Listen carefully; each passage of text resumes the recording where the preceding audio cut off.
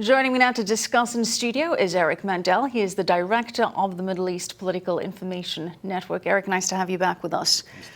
Let's talk about this political landscape changes that we're seeing in Israel.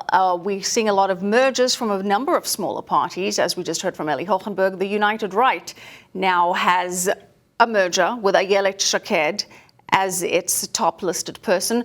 What do you think the impact is? Well, the goal of putting these groups together is that there won't be wasted votes. Right. And so you might have hundreds of thousands of people voting and they don't get to the 3.25 threshold. Right. And so you want to come together and hopefully you will get more mandates. But these are marriages of convenience. They're strange bedfellows, both on the right and the left. Well, politics does indeed make strange bedfellows, Absolutely. but could this benefit Netanyahu? If this United Right does, in fact, now gain some traction, because keeping in mind that Ayelet Shaked and Naftali Bennett's previous party did not manage to make that electoral threshold in the previous election, is this a good thing for Netanyahu?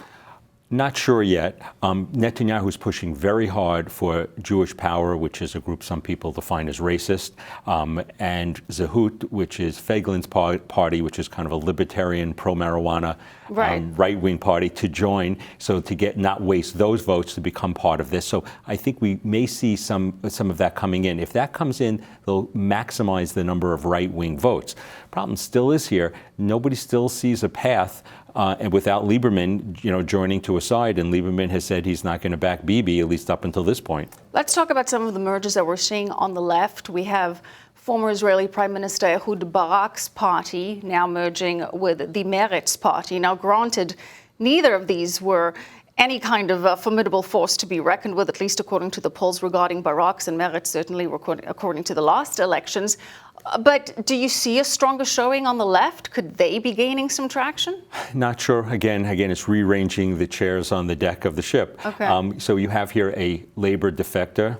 Stav has gone over there. As well, correct. And now the next thing is going to be, can Peretz, what's left of Labor, will they join? But remember, Peretz and Barak are not friends here. And what's happened with Stav and Peretz? Does he want to go over there? And then will Gesher, which had joined Labor, which was supposedly give them more of a flavor to the right to make people more comfortable voting for Labor, which is left. Will they all come together? I think there's a possibility of that out of just survival, not to waste seats. Labor may not even reach the threshold. And again, they didn't last time. And it sounds like you're saying that basically, as much as we're reshuffling the chairs, the results could still look pretty much the same as in the previous election. Now, one of the moves that Prime Minister Netanyahu is making to try and diminish the power of Avigdor Lieberman's party is he's trying to boost his image as the only person able to represent Israel on the world stage. His political campaign is running an ad saying Netanyahu, another league, showing him shaking hands with President Trump, Prime Minister Modi of India, and President Vladimir Putin. Putin perhaps may be making a visit to Israel ahead of the elections, at least according to some reports out of Israeli media. What impact would that have with Russian voters? Does it push them towards Netanyahu or away from Netanyahu? So Russian voters are not the same Russian voters from a generation ago. The first set of Russian voters gravitated to Lieberman really out of a commonality, of a common ethnicity, of where they came from. Now the children of the Russians who have come have intermarried, and they don't necessarily vote on a Russian bloc. But Putin is considered, the Bibi-Putin relationship is considered positive because Putin is the address to do things in Israel, to do things in the Middle East, and that ties in with Iran. And even if you're a detractor of Bibi, what Bibi has done on the international stage has been extraordinary. Where Israel is supposed to be isolated, Israel is not isolated. Even though it's supposed to be right-wing, they have people from Modi to China to Putin.